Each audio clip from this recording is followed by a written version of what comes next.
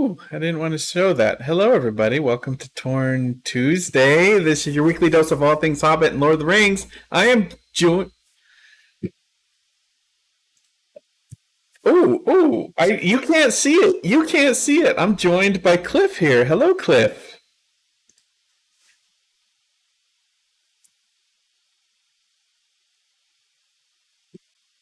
He is right there. And altogether, we are joined by you, the audience. Welcome aboard to our live stream for the OneRing.net.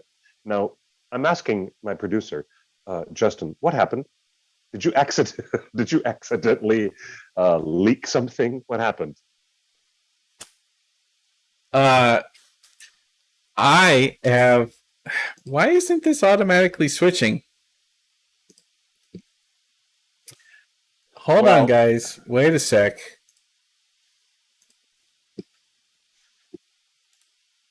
I can't see myself. I can't see myself on my own show now. Really? Oh, dude. You're going to have to take it from here. All right, then. If you can't see yourself on your own show, then I'm going to send this tweet out to the universe. Because we're getting ready to do our Torn Tuesday show. Welcome, everybody. Live now on our many platforms. Andrew L. and Eruvandi checking in on YouTube. Hello, everybody. I see you on Twitch. I see you on Facebook. Everybody. We've got a lot of new viewers lately, especially since last week we had an epic show.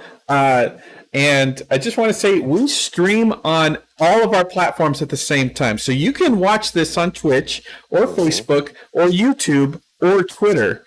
You can watch it any.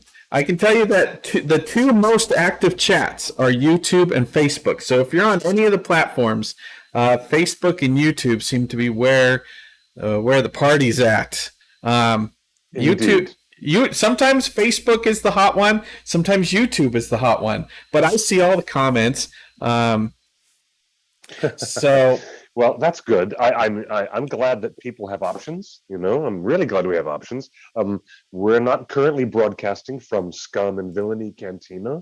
We are broadcasting from our homes, our our respective homes. I'm here in Hollywood. I'm not far away from the cantina, actually, but we're going to talk about everything that we know and everything that we don't know on this episode today. Everything that we're going to catch up to speed on everything about the Second Age Lord of the Rings on Prime TV series that Amazon Studios is currently making. And let's start off with the biggest stupid rumor. There's a big rumor that was What's the latest you heard? What's a big stupid rumor?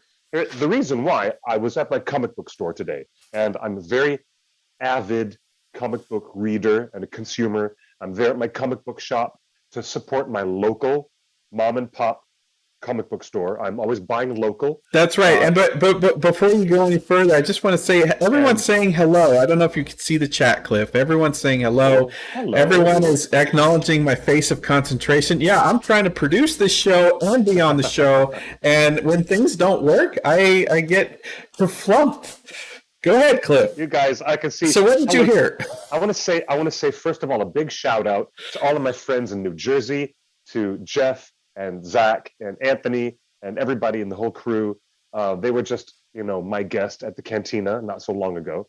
And we have a lot of people who are in the chat. Hello, everybody in the YouTube chat. I can see you now. I've got the chat screen pulled up. Now, here's what's going on with this. Okay, seriously. I'm at my comic book store. Why? Because I'm buying local. I'm all about buying local and supporting those businesses that are just coming back from COVID.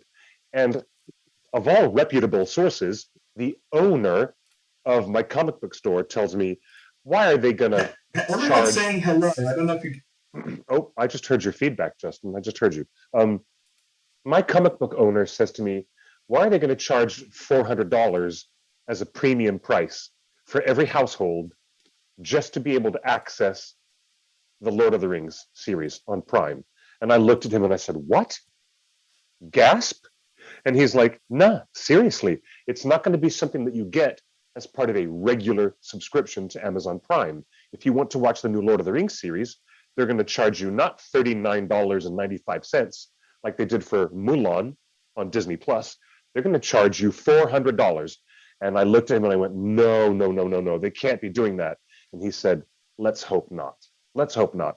And now I'm coming to you, Justin. And Justin says, that is a garbage rumor. That is a garbage rumor. We can put a full-on red X on that rumor. Garbage Amazon rumor. Is not currently planning to charge anything more than they already do. This is part of Amazon Prime. So you will have to subscribe to Amazon Prime if you're not already. But why aren't you already? Because they have free shipping on every order. If you order something that's $1, I think you get free shipping. So you should have Amazon Prime already. Okay, I know, yeah, sure. But all right, now just get the garbage out of the way. Now let's talk about the real stuff, the real details. Okay, there is a total of how many directors that they've brought on board confirmed.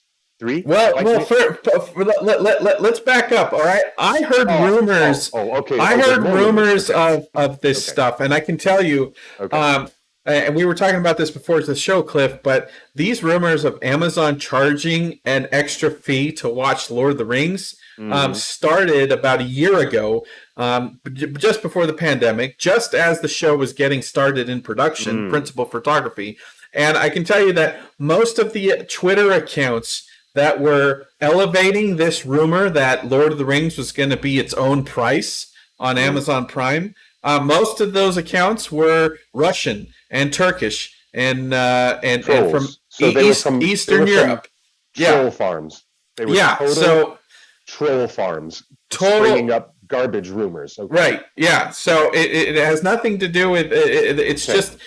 The rumors that Amazon's going to charge for Lord of the Rings is part of an ongoing multi-year disinformation campaign to sow discord in everything good and popular in Western culture. This is just one of those things to make people mad, and it's spilled over to your local comic book nerd who was getting frothy at the mouth already, saying they're going to charge it. I'm not going to pay for this. Are you good?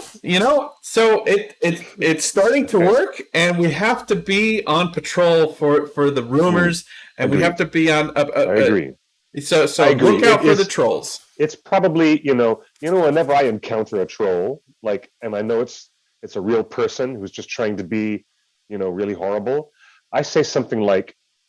In response, I very quietly say, thanks for sharing. And as a special bonus for you, I'm going to leave a tasty little troll treat in a silver cup under your bridge so you can find it. I can tell you. That's what I usually say to trolls. So let's talk a little bit about the money thing. Why does this rumor have weight? Because The Lord of the Rings is the most expensive TV show in history.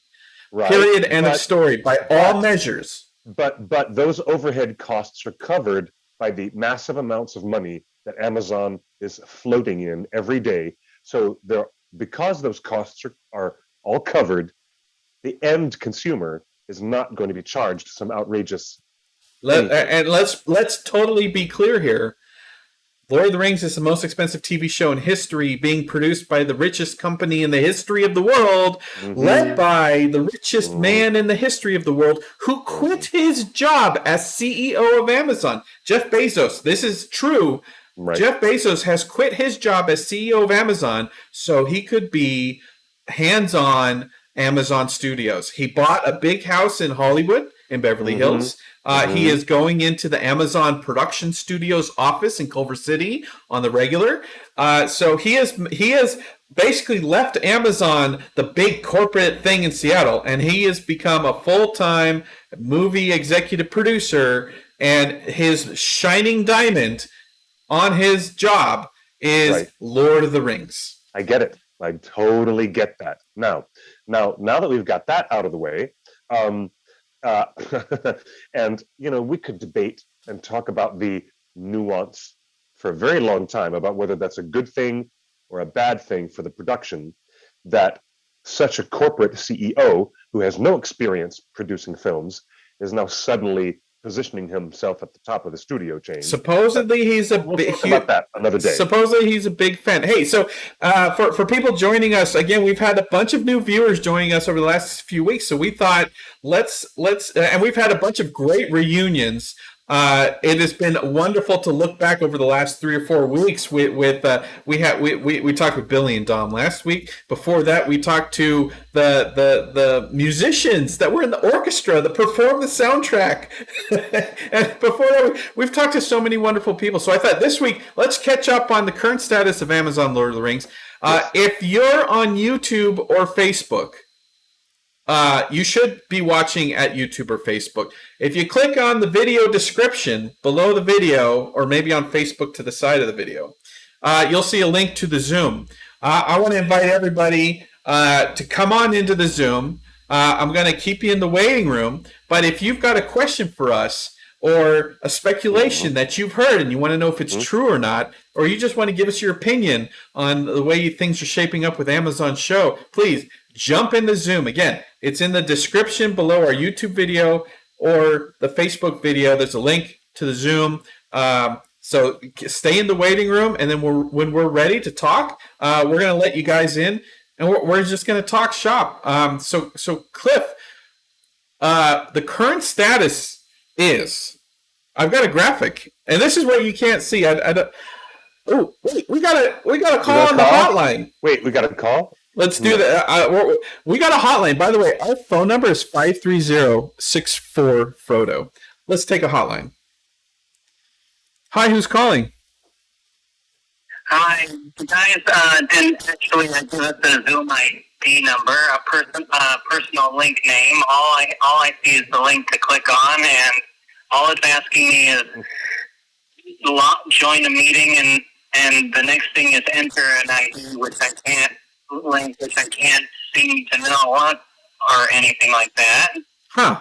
All right, I'm going to put that in the chat then. I appreciate you calling and letting us know about the thing. Oh, wait, we got people figuring it out. Yeah, people are joining the chat right now. So try again. Click the link again, and it should let you through. Indeed. Hold on. Join a meeting. Hold on. Yeah. Once you install Zoom, click launch meeting below. Launch and click the launch meeting. That's right. All right. We'll tech support that. We're gonna go on with the show. So we got people in the chat room. So before we go, Cliff, that's good. I don't know if I have this set up to show what? Cliff. What set up? What are you setting up? We're going to go right into what you were going to just talk about. So, Cliff. Okay, good. What is the first details of the show that everyone should know? The first details of the show that everyone really should know. They are making the most expensive production in the history of the television medium. We just said that. We just went through that. Number two, it is being filmed on location in New Zealand. In New Zealand. All of it's in New Zealand. All of it, just as the previous 6 films were all shot and produced in New Zealand. So the third thing that you should know is that we have the director of the pilot of the first 2 episodes being the filmmaker and extraordinary director, J.A. Bayona. He's our lead director on the opening episodes, what you'd call the pilot. And people recognize his work from the Impossible. Remember the tsunami film? That was the first film with Tom Holland. His big breakout. Ewan McGregor. Yeah, Ewan McGregor, Naomi Watts, and Tom Holland. But a better movie or TV thing to watch based on Bayona, if you want to get a sense of how close he can television, get. That would be Penny Dreadful, perhaps. Penny Dreadful, the pilot episode. He did the pilot episode. Penny Dreadful, yep. Yes. And I would also take a look at his extraordinary film with Liam Neeson, Monster Calls. So we know that's the top 3 things. We know it's expensive. We know it's in New Zealand. We know that J.A. Bayona is our lead director. Now, beyond that, what are the next 3 things that we should know? All right, okay. I've got the graphic on screen right now. J.A. Bayona is doing the pilot episode and the second episode 1 and 2. He is setting the tone for the whole series. Yes, Amazon has officially announced that director Wayne Chi Yip is directing the next few episodes. We have heard that he will be directing 3 episodes. So the current rumors are after Bayona finishes his pilot, Wayne took over and did episode 3, 4, and 5. Mm. And then supposedly there is a mystery director that is doing episode 6.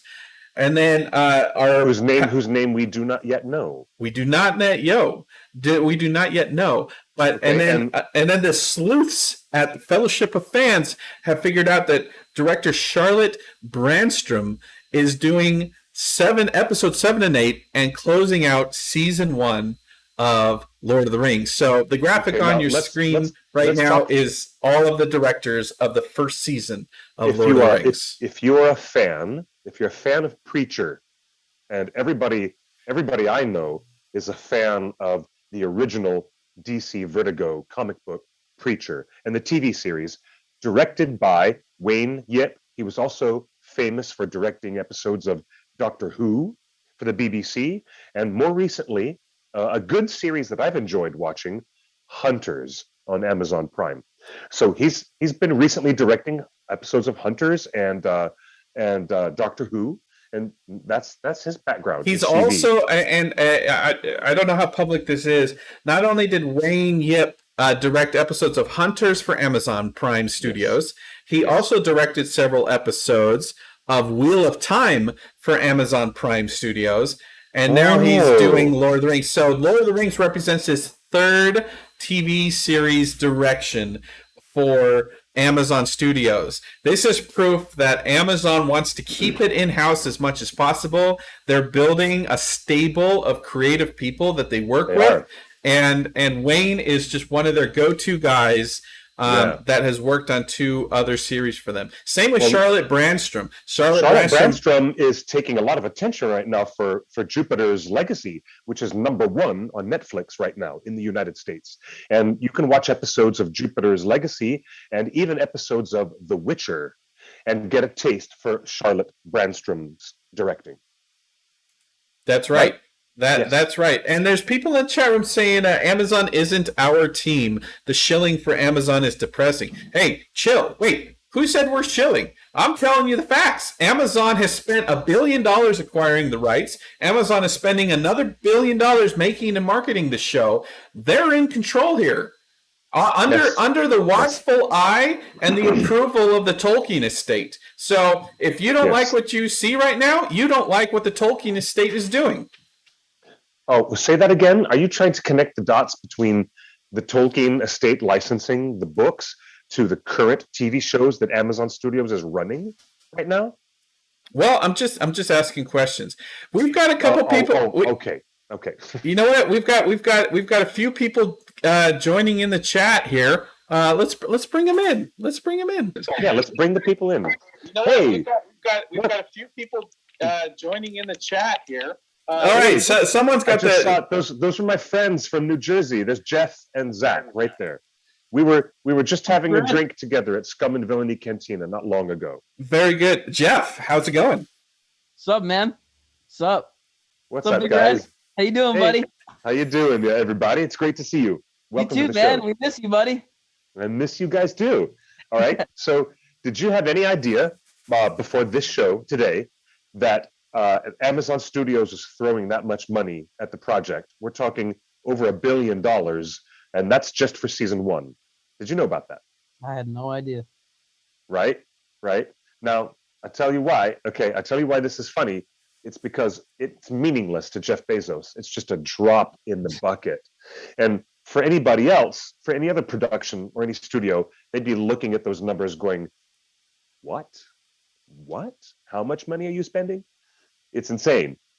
So let's tell us this, guys. I know that the audience does not know you, but I want to introduce you as, and we'll come back to you. We're going to talk to you in a future episode.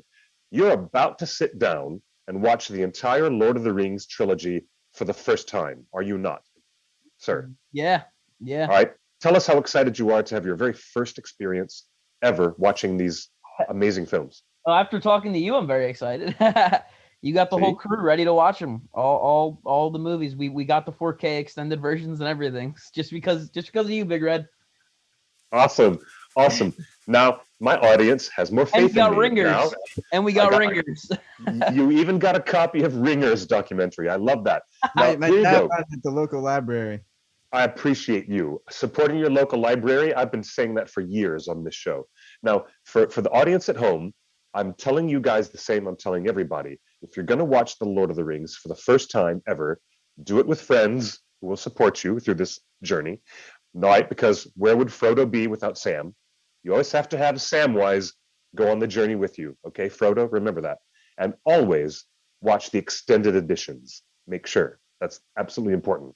I'll add a third thing. If you're watching Lord of the Rings for the first time, take a drink every time you see a meme. I bet you'll never. I'll never remember the movie, though. I'm telling you, my belief is Lord of the Rings is the most meme movie of all time. There are so many iconic memes and videos and text macros and everything. Basically, it defined, one does not simply is a whole thing. They're taking the hobbits to Isengard. Is a whole thing. Like, there's so many things. You guys are gonna laugh your butt off because you're gonna be like, that's what that means. You're suddenly gonna be watching the movie, and every now and then you might be pulled out of the experience because of some crazy meme that you just see. It's a lot.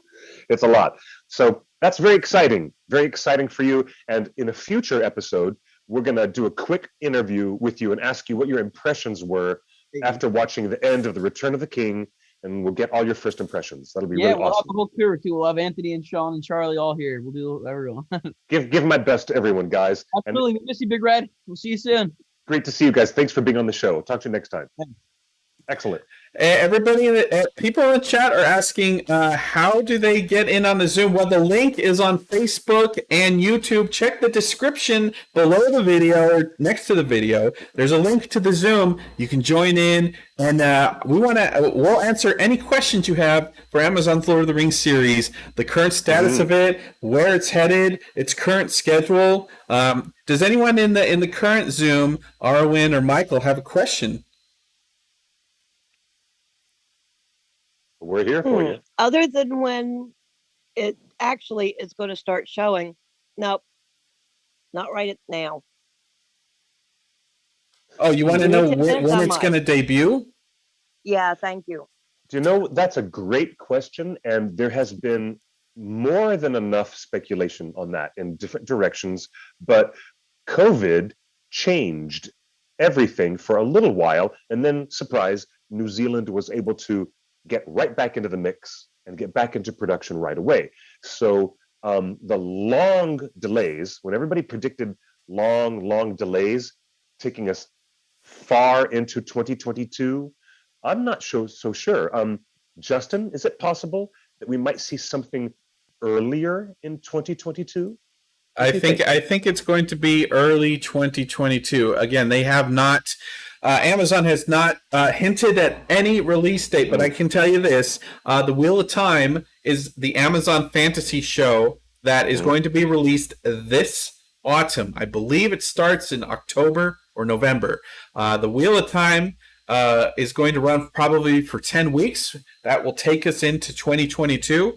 I anticipate that Amazon is looking at how Disney Plus schedules their new series, because they've gone from WandaVision to Falcon to The Bad Batch, it's one after the other.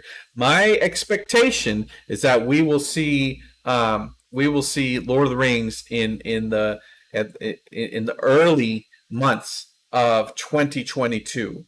Again, they aren't even done with the pilot. The current status of the pilot is like you got to be really happy with the pilot before you even go anywhere. And the thing is that J.A. Bayona turned in his first edit on the pilot, and things aren't working. And things are working, so they're recasting a few roles. They're letting some actors go. They're letting other new actors come in. If you're an actor, tell your agent to get in front of Amazon right now, because they're recasting Lord of the Rings right now, and they're going to do those reshoots in August and September. So reshoots in August, which means Visual effects has to happen for a few months after that. So I don't expect anything until like maybe even March or April 2022. But that's just speculation. But nothing this year. Nothing this year. Hey, we Right. got Julia just joined us. Hello, Julia. Hi guys, it's nice to meet you. I've been popping in every once in a while.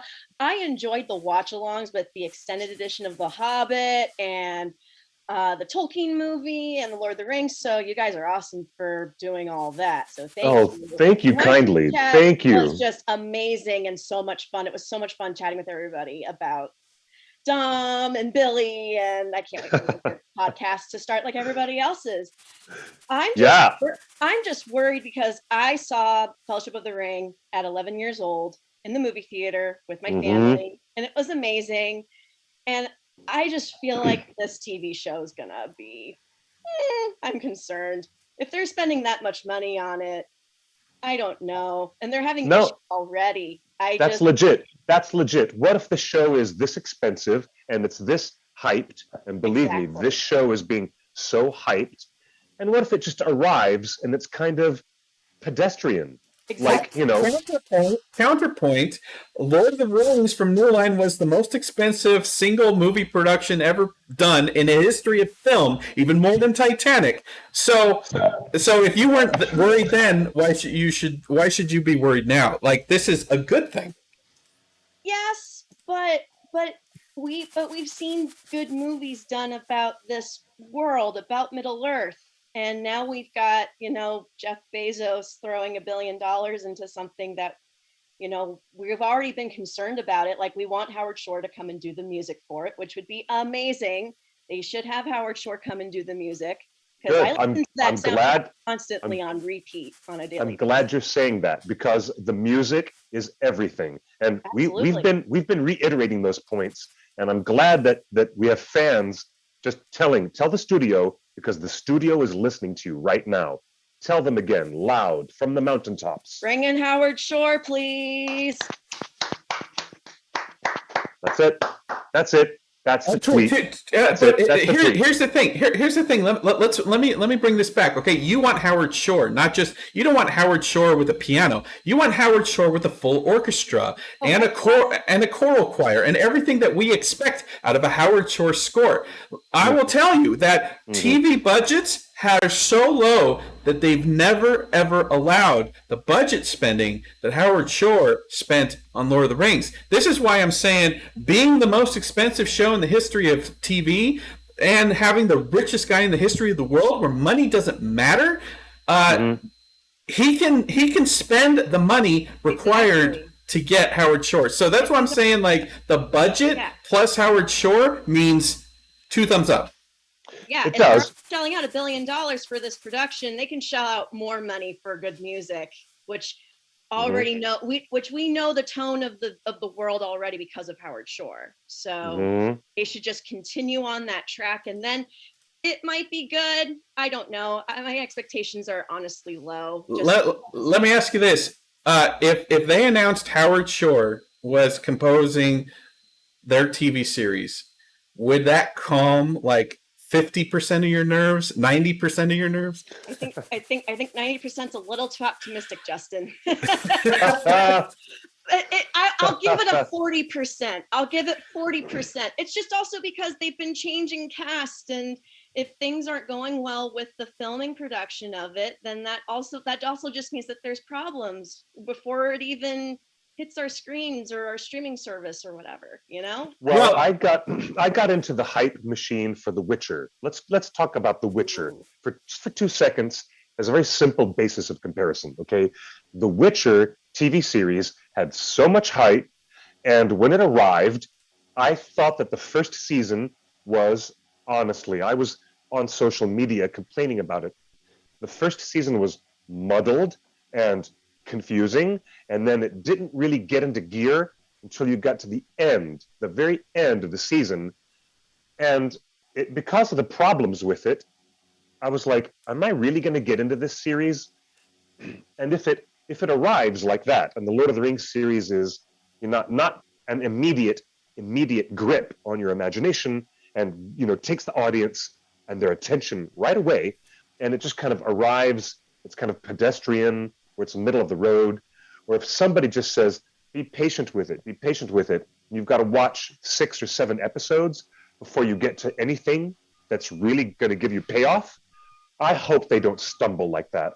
I think the anticipation is too high, and I hope there's no stumbling.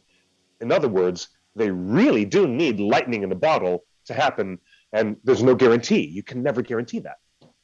All right, let's open up to someone else that joined it. But Rory, what questions do you have? Can you hear me, Justin? I can. Awesome. What's up, guys? Thanks for having me on. Good to have you here. So I have a question about a couple of rumors you guys were saying a few months back, because I went back and watched some of the archive Torn Tuesdays, and one was you're big on the Russell Crowe one. I've noticed, Justin, and the other one was has there been so I'll ask that question after. First, has there been any follow-up to the joining of Bad Robot? Are they still involved? Was that involvement more of a rumor, or do we know more about the Bad Robot situation? Good question. I can cover both of these. So first off, Russell Crowe. I think on our past episode we had a little over 50% of Russell Crowe, and here's what's driving that is that it was an early rumor. We've heard it from multiple people close to the production. He was in New Zealand at the beginning of J.A. Bayona's filming before the pandemic started. Mm-hmm. Okay. And before production started, Russell Crowe started following the OneRing.net on Twitter. I didn't know that part. Okay. So I'm just saying, like, you know, I thought it was just the beard. I thought it was all the beard. It was everything. He looks like a king. He looks like a king. So I'm super excited. All right, back to Bad Robot. This is a delicate subject because here's the thing with Bad Robot is that the Amazon has given $1 billion TV show to a couple guys from Utah that have never made anything in their entire life. Never made a movie, never made a TV show, never even made a YouTube video. So these two showrunners... well, when you put it like that, yeah. These two showrunners... It went way lower. I'm at 10% now, Justin, now that you said that. I know. It goes right back to what you were saying before with your anxieties, my dear. It goes right back to that. Look, I bring you up, I build you up, I bring you down. Right So Patrick and JD, I love you guys. I wish you would talk to us. I know you're watching. Because they've called Amazon corporate on us a few times because the OneRing's got it wrong. Anyway, so these two showrunners have only ever done one thing in their entire career. And that was write a spectacular script, a script that everyone loves that has not been made yet.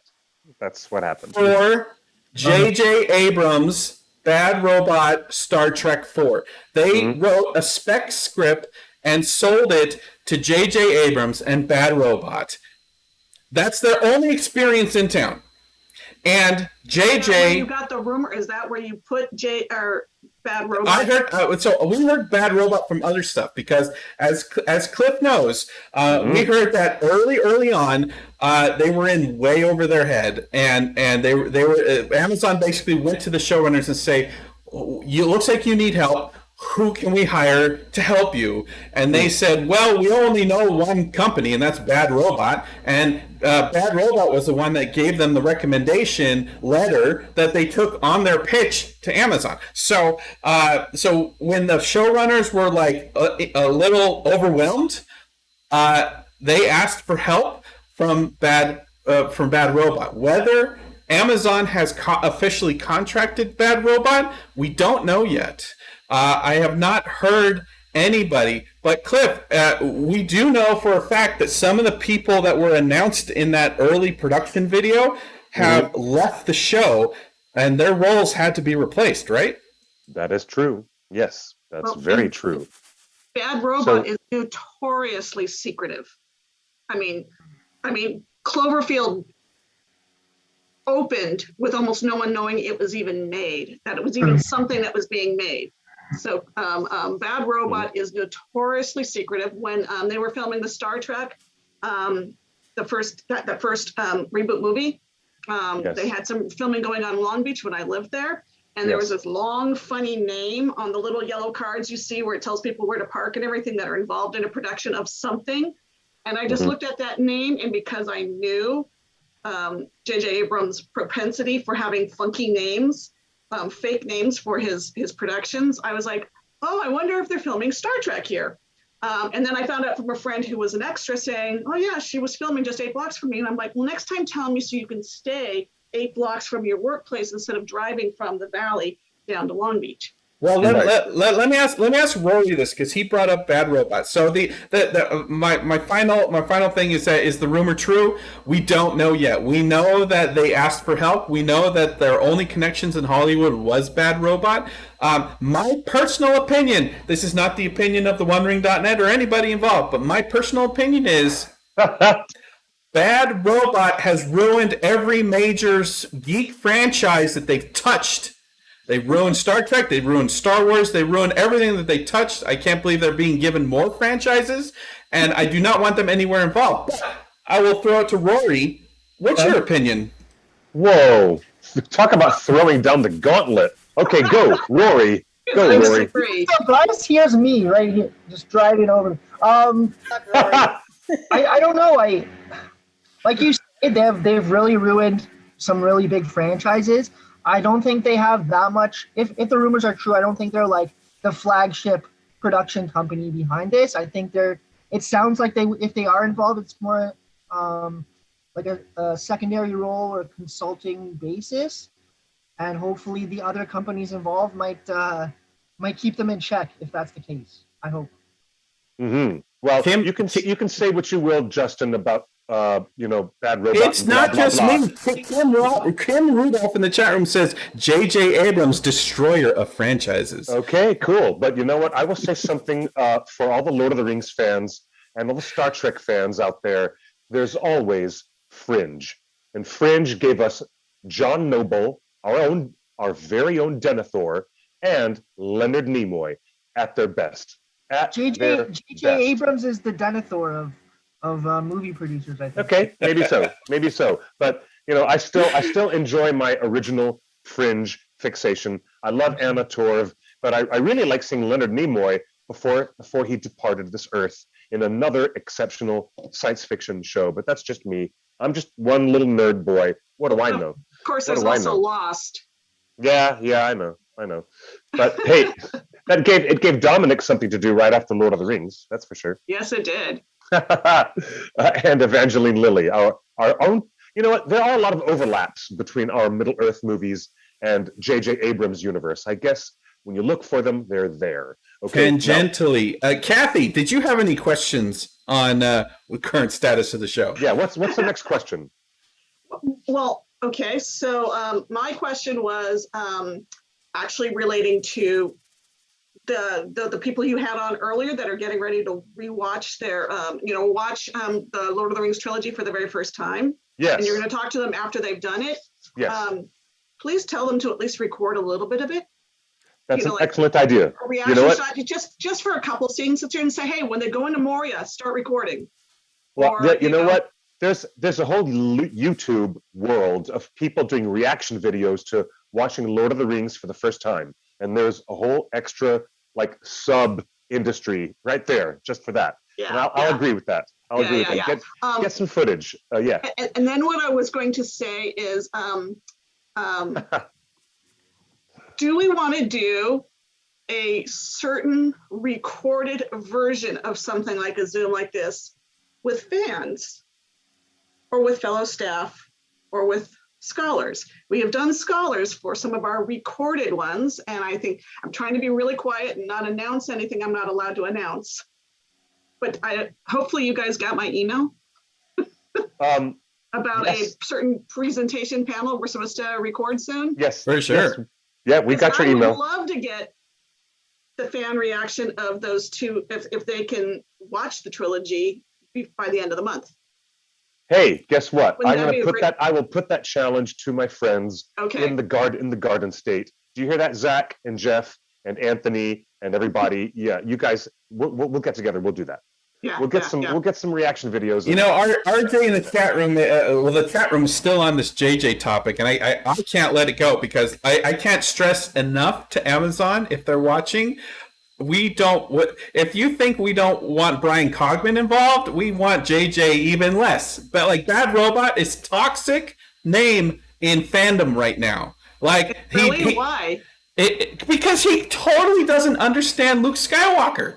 And he totally blew the end of the Skywalker saga. Like, he lied to fans and told everybody Benedict Cumberbatch is not Khan. Like, he said with a straight face into camera, told every living fan of Star Trek and of J.J. Abrams an untruth about our own Smaug.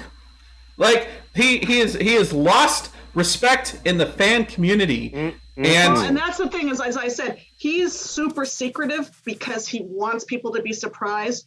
So it upsets him when rumors get out there.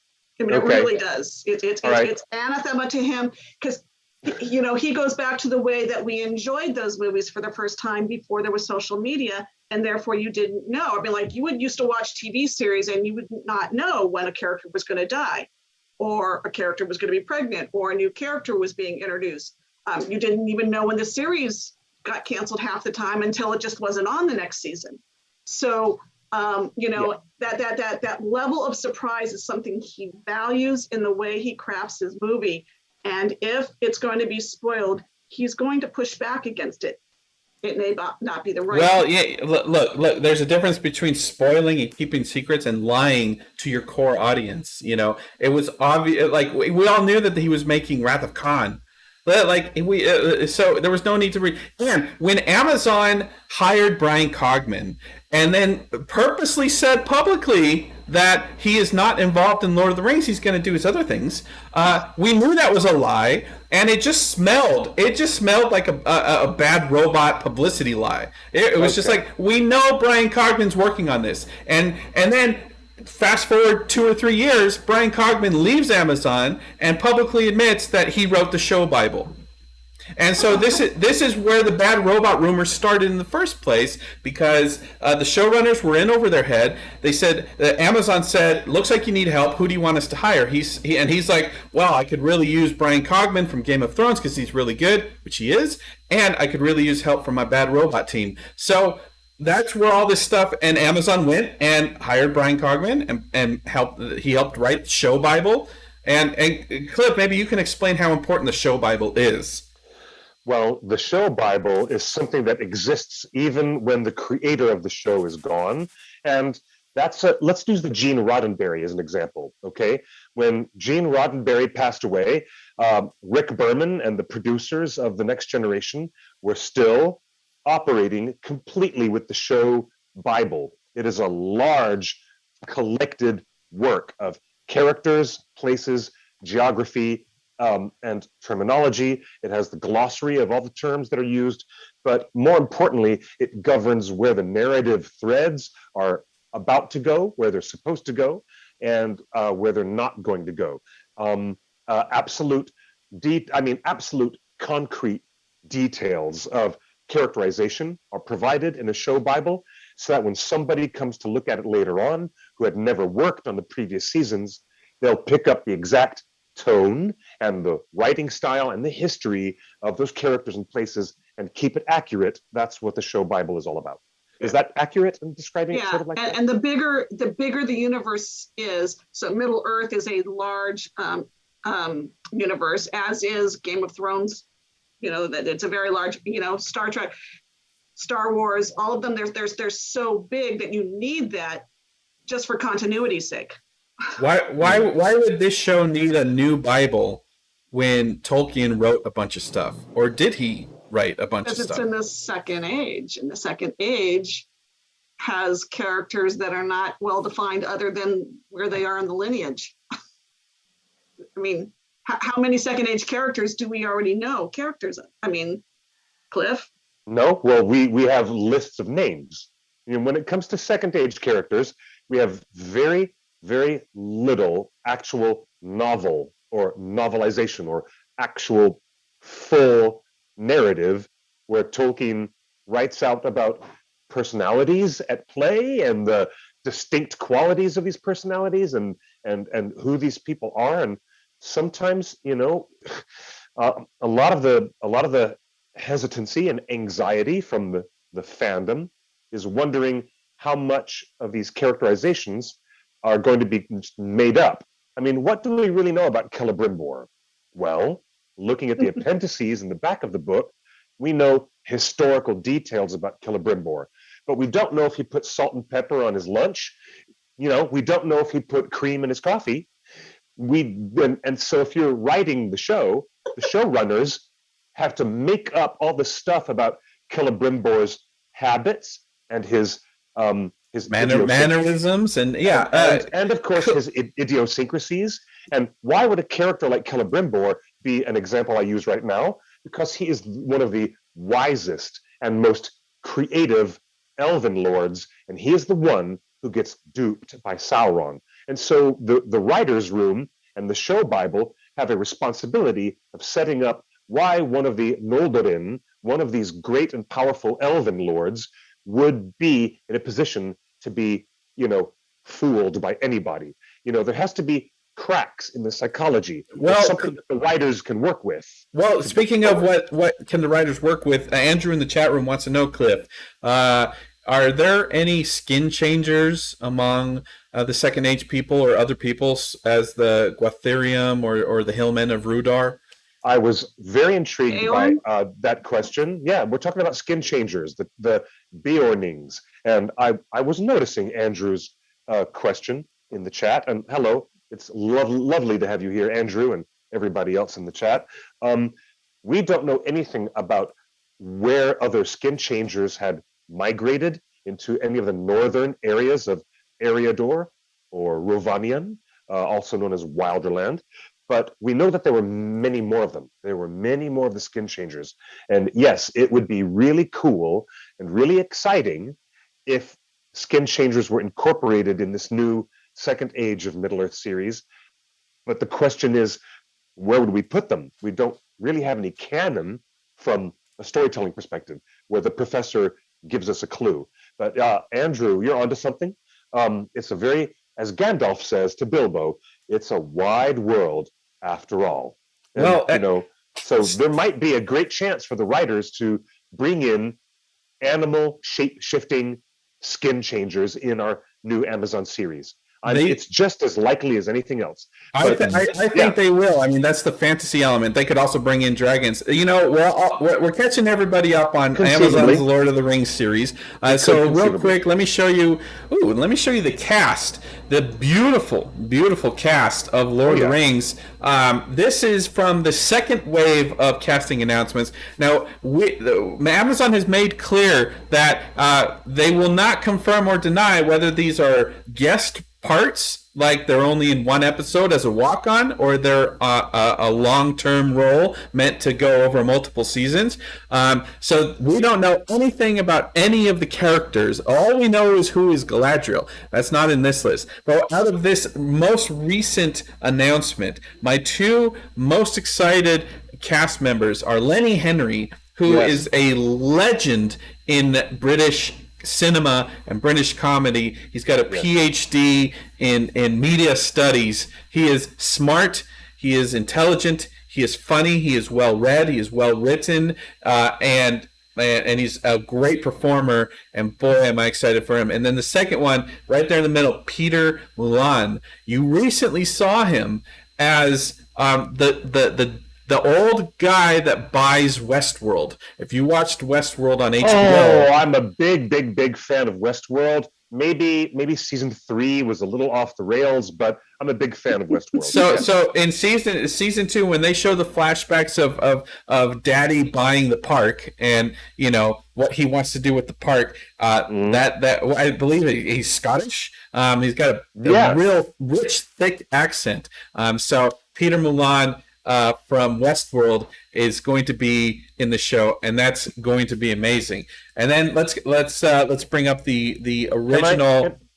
Go ahead. Can I ask one favor? Okay, Amazon Studios, if you're listening, can we please have one of the Skarsgårds in the show? Just please. I don't care which one. Any one of them. Any one of them. Any of them. Yeah, I mean, yeah, anyone, any Skarsgård will do. I mean, I don't care if it's Pennywise or Baron Vladimir Harkonnen. Let's have some Skarsgård in the show. Can we please? And thank you. I'm done. And then from the first, let's bring up the first group of actors. These are some profile shots of the first group of actors. Now, I have to say this. Now that we're bringing it up, some of these actors are already off the show. They filmed their part, and the character was not working in the final edit. And that doesn't have to be about a poor performance. It could mean that the writers have to rethink the whole character in the context of the world and all the other characters involved. So Indeed. there are a lot of characters being created, a lot of characters from Tolkien's pen that are being portrayed. So some of these people have already left; they're getting recasted. But I'm really excited about this cast. I realized you could do a whole separate cast of just the actors and actresses who have left the production. We could do a separate graphic of just that. Not and yet. You know what? Not yet. Do we know how many it's been? Hold on. Look, start with Will. Will Poulter was the first one to go. Yeah. Who else left? Augustus Prue, I believe. And Augustus, right? Those are the two big ones. John Howe left the show. There's probably a dozen people that we know of that have left the show for various reasons, but in front of and behind the scenes. Right. Tom Budge as well. Who again? It was Tom Budge. He made that goodbye post. Oh yeah, Tom Budge. Right. Yeah, Tom Budge yes, too. Yes, sir. Yes, sir. Someone in the chat room says Lenny Henry is a blue wizard. Now, Cliff, the rumors I have, and I put these rumors at 25% right now. It's kind of dream casting, but the rumors are that Ghassan Musaad from Kingdom of Heaven, and you know who he is. What's his name from Inception? His name is Ken Watanabe, and he is most well known from The Last Samurai and Batman Begins. He's in the new Godzilla. Yes. Ken is amazing. So the rumors are that Mr. Watanabe and Mr. Masood will be our blue wizards. Now, Cliff, to be clear, Tolkien later in life renamed the wizards. Mm-hmm. He completely rewrote his approach to these wizards, and instead of considering them a failure, because early on he thought that they had disappeared into the East and failed at their task, but he thought, no, I think they might have been much more successful at their task in the Eastern countries, and he renamed LOTR and Palando to be called Romestamo and Morenatar. And that means if Amazon Studios has paid for the licensing for other material in Unfinished Tales or anything else, then we don't know which version of the Blue Wizards we're going to get. The early version, where Tolkien thought they were just going to disappear into the woodwork of Middle Earth and never be involved. But later on, Tolkien really wanted to say to everyone, there had been so many additional problems with Morgoth influencing the nations and the tribes of men before the Númenóreans arrived, way before the Númenóreans arrived. And to counteract that, Tolkien thought that his blue wizards would be out there working very successfully to keep the armies and the Easterlings and the other armies from becoming too much and overwhelming the armies of the West when it came to the War of the Ring. So if we're going to get blue wizards, we don't know if we're going to get 1.0 or 2.0 blue wizards. And I'm all about the Romestamo and Morenitar. I'm all about that. This is a picture. I put up a picture of Ghassan Massoud. The chat room says that his character as Saladin is one of the best characters in cinema. He's one of the best actors in the history of cinema. And the name Romestamo. What was the other wizard's name? Cliff? Morenitar. Morenitar and Romestamo. Who are actually more familiar. Everybody knows them as Alatar and Palando. They're original names. Everyone knows them. I don't think Amazon. I don't think it's wise for Amazon to use the old names because I think whatever the latest version of Tolkien's writings is the canon version. Are we in agreement that whatever Tolkien changed is canon? Like Alatar and Palando are just gone. Like we don't use those names. I would. If Tolkien wrote it, if Tolkien wrote it, I would think his edits went out in that category. I have a quick note, and I'm just trying to figure it out. So we might ask Michael to unmute or not. But he put into the chat here on the Zoom, and he calls it a question. But he says he thinks that Amazon's Lord of the Rings prologue will be a fourth age future of Aragorn and his family. And the family history, of course, goes all the way back to the early ages of Numenor. Oh. So showing the flat Arda's Middle Earth, Second Age past, and then made round before the final prologue, which would be the end of the fourth, I guess not the end of the fourth age, but the beginning of the fourth age when Aragorn finally passes away. So in other words, it looks like he wants to use Aragorn as the bookends, sort of the way that Bilbo was the bookends for The Hobbit. They used Ian Holm as well. Let me squash that because the original intent. This may have changed. Again, everything's fluid. Things are changing. The original intent of Amazon was to license all rights from Warner Brothers and New Line Cinema of creative. That was developed for the movies. So the original intent of this series is to stay in the same cinematic universe. That may change.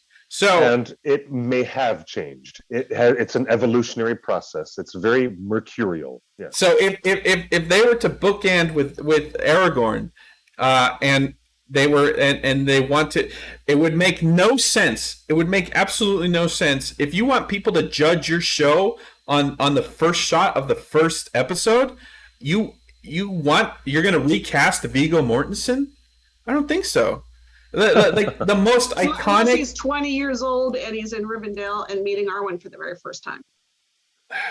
Okay, well that takes us back to the original young Aragorn, conversation, and we were reporting at theonering.net, especially myself. I was reporting what I knew to be true at the time, and that was when the first, story was supposed to be centered around a young Aragorn before everything changed. And as is typical, it's very typical for television productions, things went from square 1 to square 85 very quickly and went somewhere else. So, the young Aragorn thing went out the window, and they decided to go further back along the history of Middle-earth to ancient Numenor.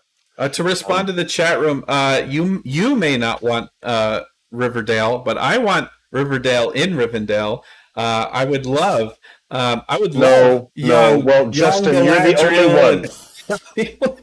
You're the only one who wants a bloody Riverdale in Middle-earth. No, we do want the CW in Middle-earth. CW and Amazon, no. Nope. Now, Cliff, people in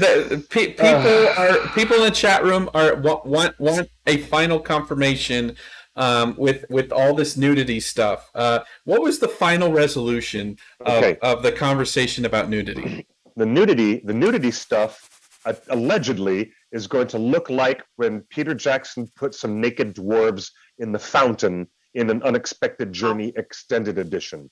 That's probably the extent of it, okay? What I heard as a rumor, and I've heard it so often, I've almost believed it, but please, I want my audience to know that this is still an unconfirmed rumor. But if you remember in Terminator 2, Patrick Wilson is the actor who shows up, right? Isn't that him? No, it's not Patrick Wilson. No. It's a what's his name? Thank you. You'll tell me. Yeah. Yeah. So the guy shows up from the future, and he is in an energy ball, and the energy ball zaps part of the asphalt away, and bam! When the energy ball disappears, he is naked briefly, and he stands up in silhouette, and then he goes and kills somebody and gets some So clothing does Arnold to wear. Schwarzenegger. Arnold Schwarzenegger shows up naked too in the first one. Yeah. So Arnold Yeah. Schwarzenegger shows As up does naked. Michael Bean. I mean, they all showed up naked they as all they go showed- through because you if- can't come through. Yeah. If- it was And a as weird. it turns out, we're looking at not a sexuality or a sexual expression that's going to be in the TV show, but the nudity. And because there's any possible nudity, they would definitely have to hire an intimacy coordinator, even for something as innocuous as, standing up in the shower, or being caught in silhouette after you were time blasted across space and time. It's Whatever Robert it is. Patrick, by the way. It's- Robert Patrick. Yes, that's right. Thank you. Yes, thank you, Mr. Patrick. I Right, I hope Mr. Patrick and forgives me. So the- that's the- the end. The end of that rumor should probably end Well, right there. And let's But we still button don't it. know. We don't can know yet. button up the intimacy coordinator is still involved, and the intimacy coordinator is definitely on set for Lord of the Rings. And I can tell you this, that the intimacy coordinator is a new role that was created for almost every TV and movie production in the world, Mhm. and rightfully so, in the wake of the very important Me Too movement over the last several years, Yeah. where the studios and all production companies have agreed to treat everyone on set more respectfully. So the intimacy coordinator is responsible for any human contact on screen. Any human contact on screen. I'm talking if someone holds their, if someone reaches out and cups the chin of a fellow character, or someone massages, like in an aggressive fashion, like a domination type thing, and it doesn't matter if what sexes are at play. So the intimacy coordinator is responsible for all human touching, whether it's sexual or not, or romantic or not. So this role is real. There's someone on set that was hired. She's one of the best in the business, but it does not mean that we're going full Game of Thrones. No, it does not at all. So I would like to have the record state that I heard from an actor friend of mine who anonymously has told me from another actor on the set in New Zealand that our reports of sounding the warning alarms that there was going to be sexualized content is not true. It's not going to be sexualized, but even in the event that someone is standing in the bird bath out in the backyard, which is what they were doing in Rivendell in the extended An Unexpected Journey, if you're standing out in the bird bath and you're naked, you're still going to have an intimacy coordinator, and that's it. It seems to be as harmless as that. So that's what we know so far. And that gives me comfort. Well, and it should for you, because you're right. I mean, if you've got a scene with a noblewoman who's being dressed, or coming out of the bath, or dressed, anything like that, you're taking a shirt off after battle because you've got blood all over it and you're cleaning up. Anything, where you're that completely makes sense, particularly in the era of Me Too. Well, but it'll still look weird because there's nobody in any Lord of the Rings film who's shirtless. It just doesn't happen. I mean, it's just going to look. I'm just warning everybody. I'm warning everybody that if it does happen, the reason why people were looking at An Unexpected Journey extended edition and going, God, that's bizarre. It's because there's never been naked dwarves standing in the bird bath. Although it's in the book. It's in the book. Yeah, it's in the book. Not in the bird book. They're in the stream underneath Oh, the hobbits get naked a lot in the books. There's a The lot hobbits of get naked a lot nakedness. in the books. There So is it's They the do. dwarves. They do. It's the dwarves They when do. they fly the eagles, and before they land, before they go see Bjorn, all the Oh. dwarves take their clothes Now, off hold and on. get water. Hold on. Now, during the seventh in our YouTube chat has an excellent point.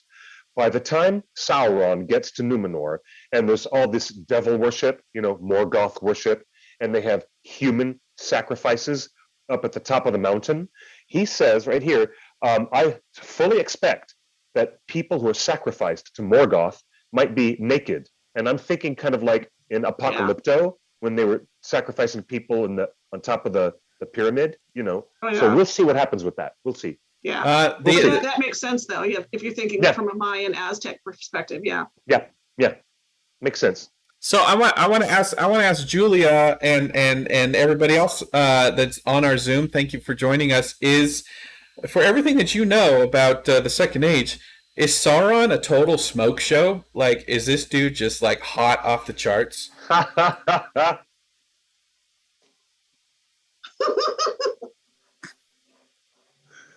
I don't have Really have anything no to say to opinion that on right it.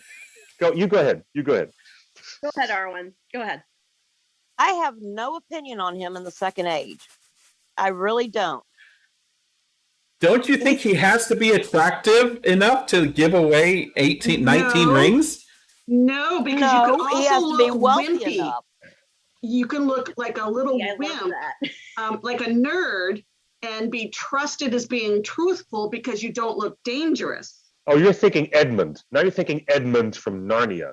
Okay. Uh, Okay. Well, yeah, or anything that Blade Runner, or there's just things where the person that is, who's Kaiser Sosa, and it turns out to be the handicap guy, Kevin Spacey. No, So I don't want that at all. Sauron's got to be the sexiest man ever to grace our screen. I'm sorry, Oh. it just has to It happen. doesn't have to be, though. I don't mean, see it. I don't think Yeah. it has to be. I really don't see it. Although long if as he he's got is the Maiar, I would expect him to be able to look at least appealing, but I don't think he has to be He doesn't have sexy. to be the hottest man on screen. I don't think. No, he doesn't. No, but He's gonna he look should at have. the really real rather he pretty wasn't. and I seductive. Yeah, I'm with you on that. You take a look at Littlefinger. Take a look at Game of Thrones as a passing reference. Okay, Peter Baelish was not sexy, but he was naturally charming and suave and very appealing, even though he wasn't sexy. So take Peter Baelish as an example. Nick. Well, let's open it up to Rory. I think had an opinion. Go ahead. Well, like it all comes down to what is our interpretation of the word fair. Mm, It's fair for him, and then after he got overthrown or Numenor fell, he wasn't allowed to return to that fair form. We also know, in addition to being fair, he was able to seduce the elves of Eregion. So obviously he's not showing up as the Dark Lord. Hmm. I don't know if I would stretch it all the way to like he's Mr. Olympia or something, but I think he's definitely going to be a very attractive person, for sure. I'm glad you said that, Rory. I'm immediately taken back to when the dialogues meet Strider, and there's this conversation. Frodo says, "Well, if he were the enemy, I would have expected him to, look fairer and feel fouler." Right? Yes, As very- Well, opposed and to part of it is that stage Strider presence. looked foul and felt fair, and that was the joke. Yes, yeah. Yes, that was a joke. And there's a stage presence. I mean, if you look at the popularity of Alan Rickman, besides the fact that he was an amazing actor, Mhm. he was not an overly attractive man, but he was very charismatic. And Mhm. charisma, no matter what Mhm. you look like, charisma is what sells the personality and the way you interact with people. And so again, Means attractive and beautiful. Julia, what do you think? It will be feedback. Sorry. No, I think it will be interesting who they end up casting. I honestly don't know. I think it's a tall order. I don't know who they picked. It could be any of the people that they've already, announced, or it could be someone that they're still waiting to ask. Do you think Sauron should be cast as like a big name that we might already know? No, because if he's going to be in the show for a few seasons, some big name people might not want to be attached to a program for that long. Yeah. It could be someone that we're generally familiar with, but doesn't have to be like a second tier. Yeah, like a second know? tier. Exactly. Well, it Okay. depends obviously on how long, because again, we're dealing with a long period of time. But then again, when you're Maiar, you can live forever. David Beckham was Anatar confirmed. No, David No, I'm Beckham. just- Jesus. Too many tattoos. Jeez. all right, that's enough Green. green. Robin Hood, you guys, come on.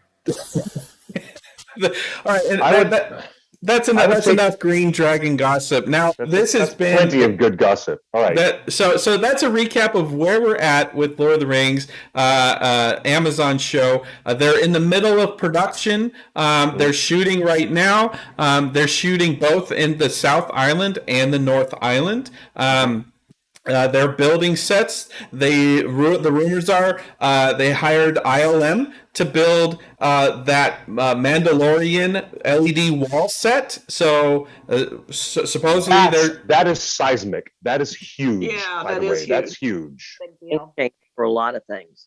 That's huge. The other thing, of And interest is that- one of the reasons that ILM won the contract over Weta Digital is because of the Mandalorian. Because the Mandalorian is wearing metal and helmets, and you got all the reflections, and they make a big deal about shooting on the LED wall, the volume as they call it, is that you can get all the reflections in the armor. Well, guess what? Lord of the Rings is full of steel and armor.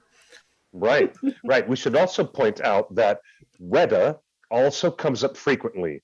As many times as we're asked about Howard Shore participating and, when is the release date of this TV series, we're also asked at what level are Weta practical effects, Weta Workshop, or Weta Digital involved. Justin, perhaps we could close the show on this last point. Well, all I can say right now is that Weta is hiring, and Weta did not lay off anybody during the pandemic. Hey, I think I see the wisdom in that, but that's saying something Then without again, they also saying have something. avatars, so there's that. So Yeah. that would be a good reason not to be firing Yeah, people because they're that's very a huge busy production. working on James Cameron's. They've got a Megaverse. lot of movies. They've got a lot of movies going on. They do a lot of Chinese film work as well. But Weta Workshop is full steam ahead, Yes. and that's all we know for sure. So I think based on the fan reactions that we've heard today and over the last few months, is that if Amazon wants to calm our nerves and give us a time to breathe, all you have to do is say Weta is involved and Howard Shore is involved. Those two names. 100%. And I have a question for you. Say that. If Howard Shore were not involved, is there any other composer who you would think would do a reasonable job? Get No. the composer from the Dark Crystal Age of Resistance. Yes. He would do a That reasonable was job. amazing. Yep. Yeah. or Last of the Mohicans. Oh, yes. Tyler Bates. I Tyler was going to Bates. say, I just saw Spotlight, which is the Academy Award-winning film about the Boston Globe story on the issues of the Catholic Church. But I was surprised at the end to see that Howard Shore did the score for the movie. To answer the chat room, Howard Shore has done television and he has done many films of a variety. In fact, we've done many conversations with Doug Adams recently, where we've talked about that, and I think Doug has hinted at the level of involvement that Howard would love to be in. So Amazon, please. And his take a previous look. life was as Saturday Night Live. I mean, Yep, he actually had that's right. an entire different career at one point. Yes. Let everyone take a look at Daniel Pemberton. And the reason why Daniel Pemberton comes to mind is because he took some original themes from The Dark Crystal, which was famously written by South African composer Trevor Horn. So, you could take a little bit of Trevor Horn's original material from Dark Crystal, but Daniel Pemberton rewrote lots and lots of new, gorgeous material for Age of Resistance. So maybe Daniel Pemberton could take some themes. We could have Trial of Howard the Chicago Shore. 7. Yes, That's right. Hey, you could have Cliff, we've got Howard a couple. Shore's themes at the front of the opening title, and after the opening title, we'd go from Howard Shore's stuff to some of the newer stuff for Ian's episode. And this is why Amazon paid a record amount of money to everybody involved so they could have access to this. A couple more questions for you, Cliff, real quick. What happened to John Howe and his involvement? John Howe was, from what I've heard, John Howe was sending, sketches in to the art department, and sometimes they were looking at his stuff, and sometimes they were not using his stuff. So the last I heard, he was just, at home. He's at home at his place in Europe, and he's not even in New Zealand, and he's not on the set. And if they are using any of his material, it's probably a very remote chance they're using his material. And for John Howe, all the fans of Alan Lee and John Howe, you know how much they were participants in the art department, with Peter Jackson and his whole art team, and Dan Henna and everybody in the art department at Lord of the Rings, of course, and The Hobbit. But in this case, I would not hold any hope, not even a fool's hope.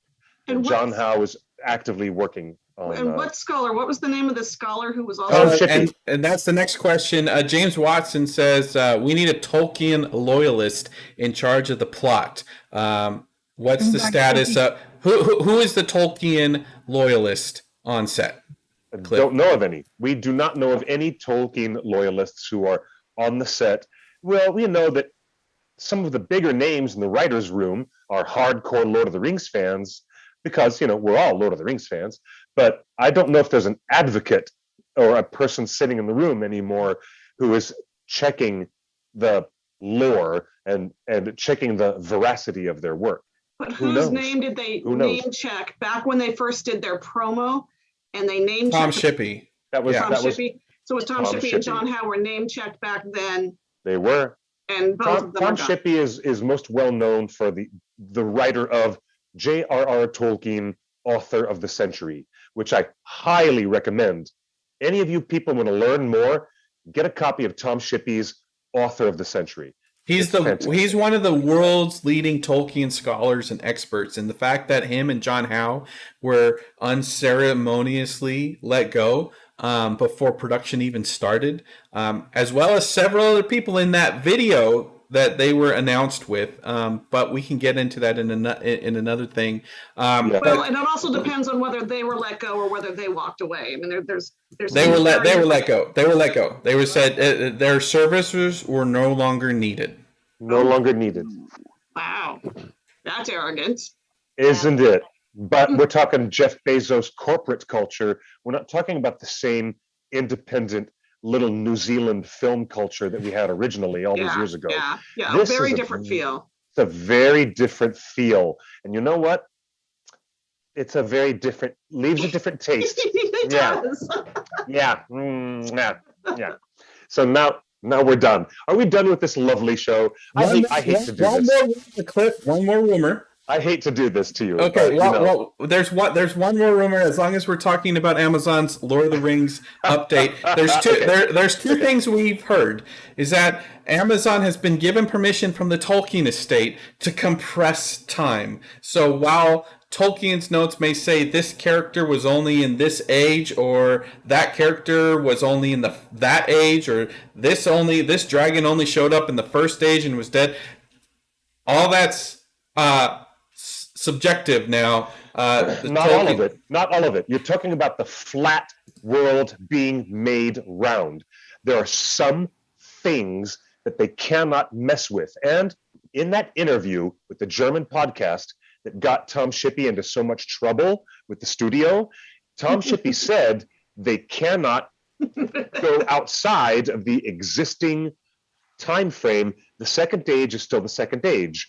And that means they're not going to change around, the war of the elves and Sauron. It happens after the rings are distributed, not before the rings are made and distributed. So there's some things that they cannot mess with. The thing with the Tolkien estate is that the overarching timelines are intact, but Amazon can selectively move things here and there. Like a dragon that we may know is only in the first age can show up in the second age in the show. Also, to that end, the rumors are Amazon is desperate to have some halflings in the show, and to that end, they have found the Harfoots, which is one of the 3 races of hobbits.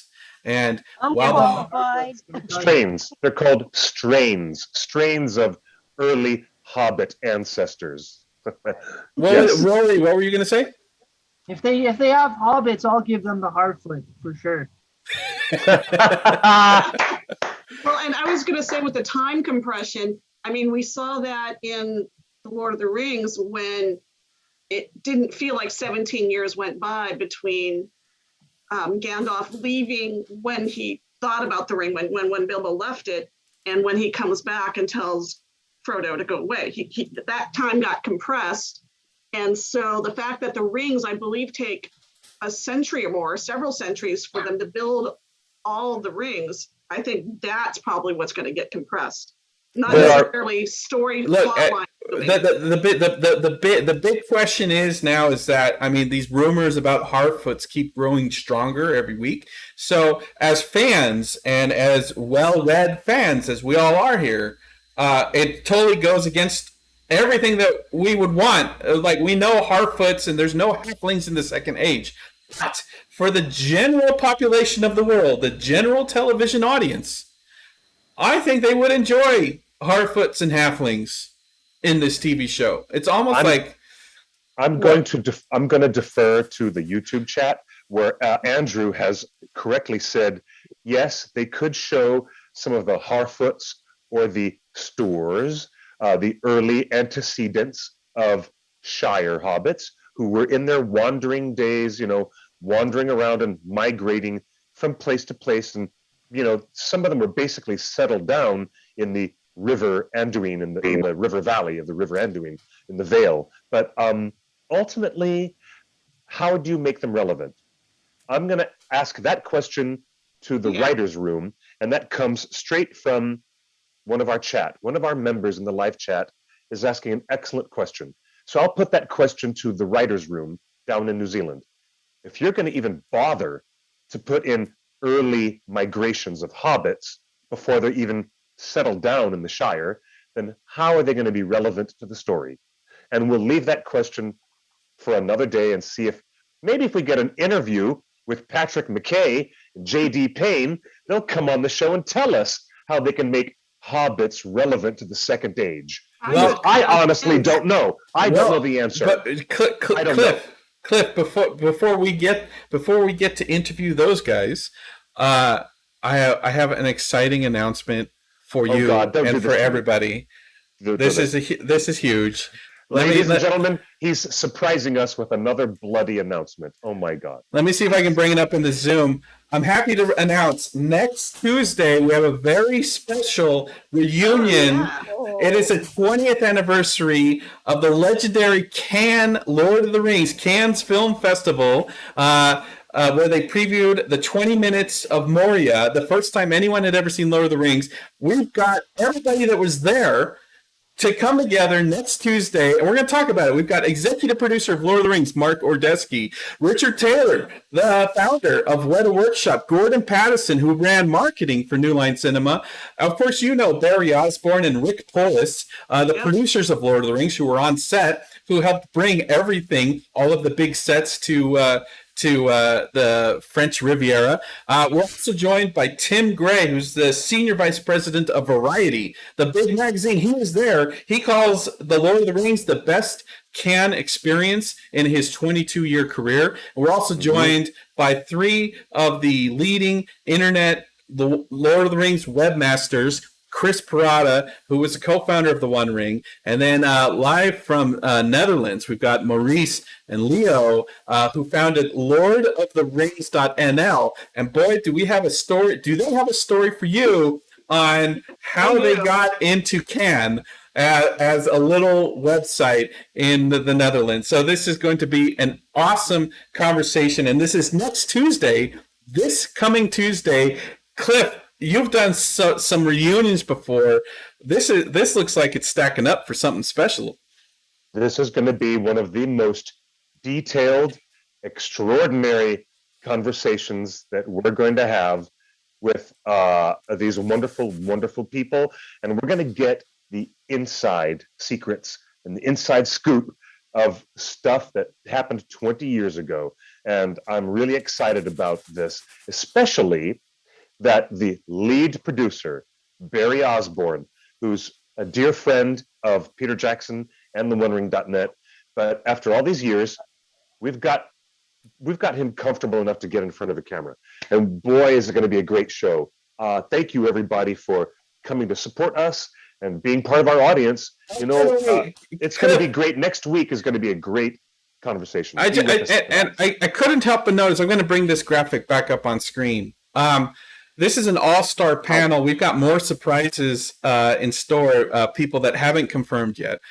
But I couldn't help but notice after I created this flyer, it's just a bunch of old white dudes. What? And so, like, you know, I looked at this flyer and I'm like, man, in the year 2021, like this was the world of filmmaking and fan sites in the year 2001. But in the year 2021, it is so blatantly obvious. But I just wanted to call that out because, Cliff, I mean, this is what Amazon is up against, and this is what Amazon is working to change right now.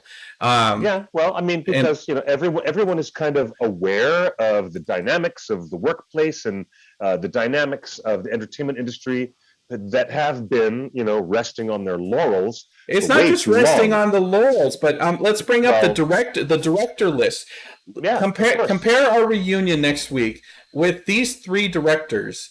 From Lord of the Rings. We got J.A. Bayona, a Spaniard, Wayne Chi Yip, an Asian American, I don't believe he's American, I think he's British, Asian British director, Charlotte Brandstrom, who's Swedish.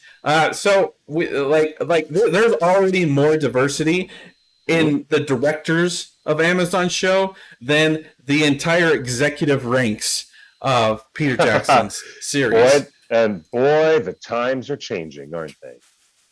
Yep. It's a good thing, and I want to be clear. This is a good thing. This is a great thing, and we should be very encouraged that Amazon is making conscious decisions to be better. Indeed, I'm all about it. It's all cool by me. The question is, Cliff, would Tolkien be about it? Are you kidding? Look at the Fellowship of the Ring. Look at the construct of the Fellowship itself. And you need look no further. You're talking about a multi-ethnic, multi-cultural group of people who have grievances from the past, and yet they still come together and they save a world. And there you go. Yes, and I Anna in the chat room, I appreciate you saying that you'll have women in the audience.